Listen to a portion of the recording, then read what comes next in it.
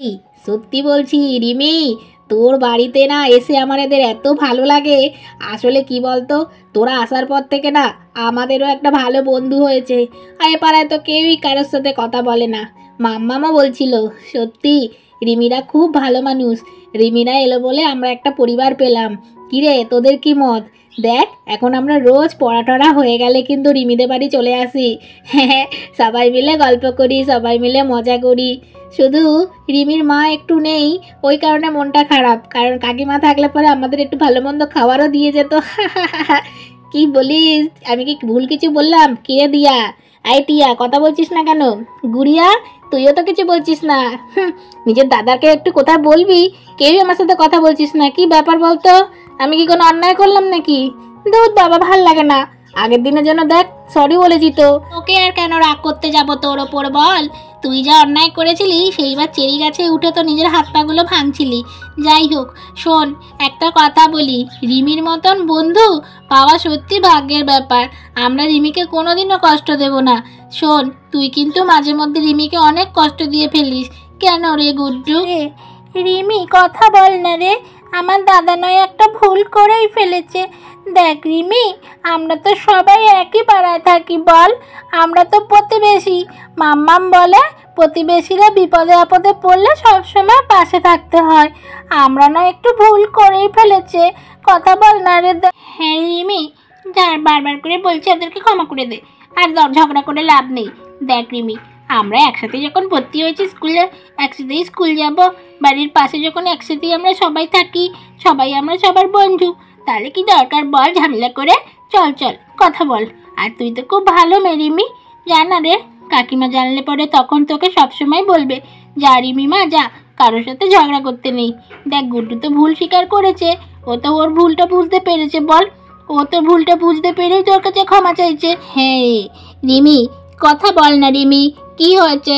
সবাই তো আমরা বলছি, দেখ আমরা তো সবাই সবার বন্ধু। অন্য একটা ভুল করে ফেলেছে। শোন না, আর ঝগড়া করিস না। দেখ আমরা তো সবাই বন্ধু বল। আর এখানে তো আমাদের সাথেও কেউ কথা বলে না। আর তুই আমার খুব ভালো বন্ধু। ইভেন আমরা সবাই সবার ভালো বন্ধু হয়ে গেছি এখানে আসার পর থেকে। একটু কথা বল না রিমি। ঠিক আছে, আমি ক্ষমা করে দিচ্ছি গুড্ডু তোকে, কিন্তু আমাকে প্রমিস করতে হবে তুই আমাদের প্রত্যেকের কথা শুনে চলবি, তুই দুষ্টুমি করবি না। দেখ গুড্ডু, আমরা তো সবাই সবার বন্ধু। আর যদি তুই আমাদের কোনো কথা না শুনিস, আমাদেরও তো কষ্ট হয় বল। আর তুই যে সেদিন চেরি গাছে উঠেছিলি, তোকে কেন বারণ করেছিলাম সেটা তো তুই বুঝলি না। তুই তো না বুঝেই আমাকে ভুলভাল কথা বলে দিলি। কি আর বলবো বল, তোকে বলেছিলাম এই কারণেই যে দেখ গুড্ডু, তুই যদি পড়ে যাস তাহলে তোর তো পায়ে লাগবে, হাতে লাগবে, তাহলে তোর তো ব্যথা হবে বল। তুই তো আমার কোনো কথা শুনলিই না, তাহলে আমি আর কি বলবো বল তোকে? হ্যাঁ, আমি সবার কথা শুনবো। আমি সবাইকে ভালো বন্ধু হিসেবে দেখবো। I swear, I promise. Please Rimi, আমায় ক্ষমা করে দে। তুই আমার গুড ফ্রেন্ড। দেখ দেখ গুড়িয়া, রিয়া, টিয়া, তোরা সবাই বল না রে রিমিকে একটু ক্ষমা করে দিতে।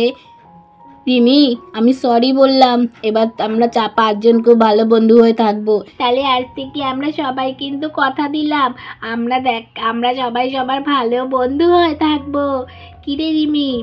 হ্যাঁ, তোকে তো এটাই আমি এতক্ষণ ধরে বোঝাচ্ছিলাম রে পাগল ছেলে গুড্ডু। আমরা তো বন্ধু হয়ে থাকবো। কিরে টিয়া, তুই কিছু বল। হ্যাঁ হ্যাঁ, আমরা তো বন্ধুই হয়ে থাকবো। হ্যাঁ, আমরা প্রত্যেকের বন্ধু হয়ে থাকবো। বাবা, কি ভালো লাগছে সবাইকে আমাদের। গুড্ডু, দেখলি আমি আসলাম আর সব ঠিক হয়ে গেল। তোরা তো কেউ বুঝতেই চাইছিলিস না। আমরা এখন সবাই ভালো বন্ধু হয়ে থাকবো। আচ্ছা আচ্ছা, তাহলে দেখলে তো বন্ধুরা, ঝগড়া করবে না। তোমাদেরও বন্ধুদের, স্কুলের যে বন্ধুরা রয়েছে সবার সাথে সবাই মিলেমিশে থাকবে আমাদের মতন, দেখেছো? তাহলে আজকে আসি, আবার অন্য কোনো দিন আসবো।